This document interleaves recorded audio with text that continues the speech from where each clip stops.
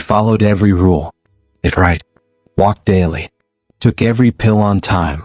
Then one quiet morning, he collapsed beside his roses. Doctors said it wasn't a stroke. Not a heart attack.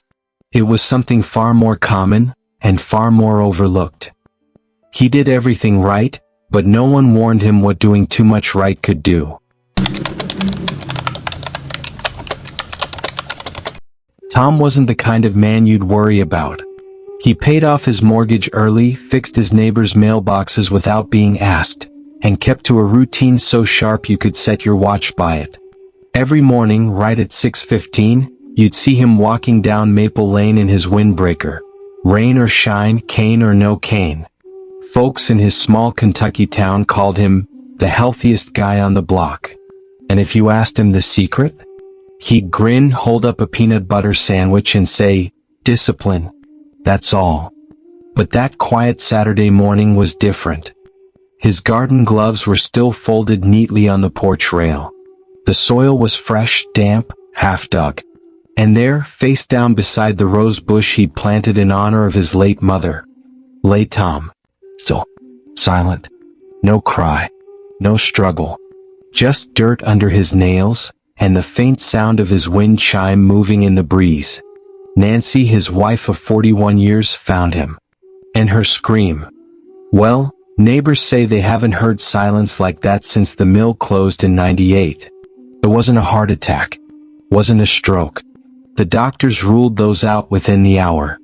But what they did find left even the attending nurse shaken. It wasn't what Tom didn't do, it was what he did too much of. If this already hits home, give this video a like. It helps others find it too, and maybe even helps someone else avoid what Tom never saw coming. It's strange, isn't it? How something can feel off long before we ever admit it out loud. Looking back, Nancy says the signs were always there. Little things. Tom would stand up too fast and grab the kitchen counter. He'd pour a second glass of water but leave it untouched.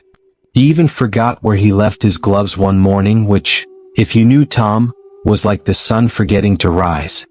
But each time he'd laugh. "Guess I'm just getting old," he'd say, brushing it off with the same pride that made him refuse help carrying groceries. The truth is, most of us, especially after 60, don't want to admit when something feels different. Because different can mean weakness. And weakness? That's not in the rule book we were raised with. A few days before it happened, their grandson Dylan came over to help in the garden. "Grandpa," he asked, "why do your hands shake when you plant the seeds?" Tom chuckled and said, "Means I'm doing it right, makes the roots feel welcome." Nancy smiled at the joke then, but now she can't forget it. Because now, every small shake feels like a whisper she ignored. And the neighbors? They remember too. Mrs. Atkins from across the street said she saw him leaning against the mailbox one morning, just standing still. Said she figured he was just catching his breath. But when she told Nancy that later, her voice cracked. "I wish I'd asked," she whispered. "Just asked." Isn't it funny how silence can be so loud once you know what it was trying to say? Comment below if you've ever felt this kind of silence too, or if someone you love seemed just a little off but you weren't sure how to say it. Because maybe it's not that we don't see it. Maybe we're just scared to look too closely. The hospital was cold, too bright, and far too quiet for a man like Tom, who spent most mornings outside talking to the wind.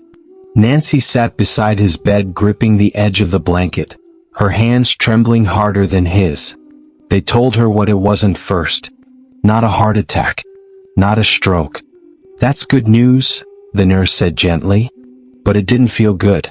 It felt like walking into a room that looked fine, only to find the floor rotting underneath. Tom's collapse, they finally explained, was due to something slower, quieter. His sodium levels had dropped so low that his body gave up trying to keep up. A perfect storm caused by a mix of medications, overhydration, and yes, his relentless routine. It wasn't neglect. It wasn't laziness. It was loyalty. Loyalty to the plan the doctor gave him 10 years ago. Loyalty to being the good patient who never missed a dose. But over time things changed. His body changed, and the plan didn't. Tom opened his eyes later that evening, groggy and confused. He looked at Nancy and whispered, "I did everything right." That sentence, those 4 words, broke something in her. Because they were true. He did what we're all told to do. But no one warned him what to undo. No one said, "Your body isn't the same body from 10 years ago." No one told him that overcorrecting can be just as dangerous as ignoring a problem. And maybe no one told us either. Subscribe if you believe no senior should ever feel forgotten, unheard, or left behind in a health system that doesn't always stop to ask, "Does this still fit you?" Because Tom didn't fail. The system did. And what collapsed that morning was more than just his body. It was the belief that following all the rules would keep him safe. Tom sat in the back row at church the following Sunday, quiet, pale, and still. Not the usual hand-shaking, smile-wearing man everyone was used to seeing. He didn't stand for the hymns. He didn't wave when folks turned to greet each other. He just watched. As if the world was playing a little slower now and he was finally seeing it frame by frame. After the service, a neighbor named Curtis walked over, handed him a warm cup of lemon water and said gently, "You scared the life out of us, Tom." Tom looked down, then up again, slower this time. "Yeah, I scared myself too." But it wasn't just fear in his voice. It was a kind of quiet reckoning. Like a man who had come face to face with his own reflection for the first time in years, and wasn't sure he recognized what he saw. Later, back at home, he said to Nancy, "You know what's strange? I thought my habits were saving me. Turns out, they were holding me in place." That sentence hit her hard. It's a lesson most folks never say out loud. Just because a habit once helped you, doesn't mean it still fits the life you're living now. Tom's wake-up call wasn't just medical, it was spiritual, emotional. Like discovering you've been wearing the same pair of shoes for 20 years, and only just realizing the soles are worn clean through. How many of us are walking around in the past, trusting old routines to protect a body that's already changed? It's not about blame. It's about awakening. Tom didn't throw away his routine. He revisited it, with fresh eyes, fresh questions. He started asking Nancy things like, "Do you think I still need this one?" Or, "Could this be doing more harm than good now?" And for the first time in their marriage, he said something she never thought she'd hear. "I think it's time I listened to my body, not just my calendar." That shift, so small, so quiet, might have saved his life more than any pill ever could. If you've ever felt like your life has been stuck on repeat, if you've followed every rule and still ended up confused or unwell, you are not alone. And you are not broken. Sometimes wisdom isn't in knowing what to do, it's in knowing when to pause, breathe, and ask, "Does this still serve me?" That question changed Tom's future. Might just change yours too. These days, Tom wakes up slower. He doesn't leap out of bed or lace up his walking shoes before the sun peeks through the curtains. Instead, he sits for a minute, breathes, places one hand on his chest and listens. Not for drama, not for alarms, just for presence. Nancy brings him his water like she always did, but now she adds a whisper with it. "What do you think your body needs today?" That question, so simple, feels like a blessing now. A kind of morning prayer they share before the noise of the world comes knocking. And Tom? He listens in a way he never used to.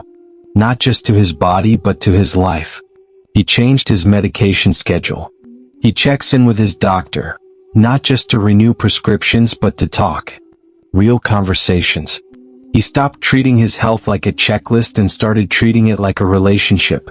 One that needs tending just like his roses. He still gardens too. Carefully now.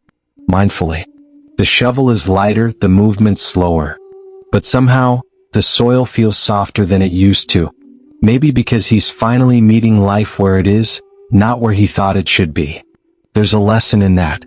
A kind of soft, golden wisdom that creeps in as we age, if we're brave enough to let go of being right and start being real.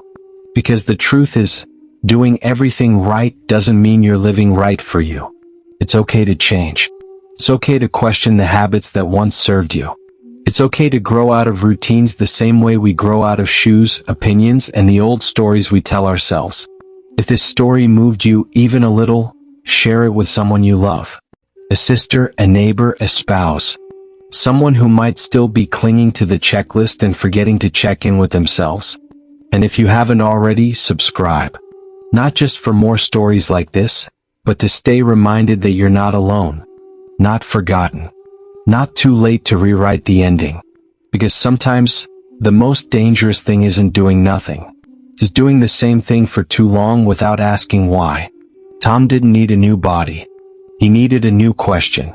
And now, every morning as the sun slips across his garden fence, you'll still see him out there. Not racing. Not conquering. Just listening. And the flowers? They've never looked more alive. Thank you so much for watching all the way to the end. It truly means a lot. If you found this video helpful or inspiring, please give it a thumbs up. Share it with a friend or loved one who might benefit. And leave a comment below.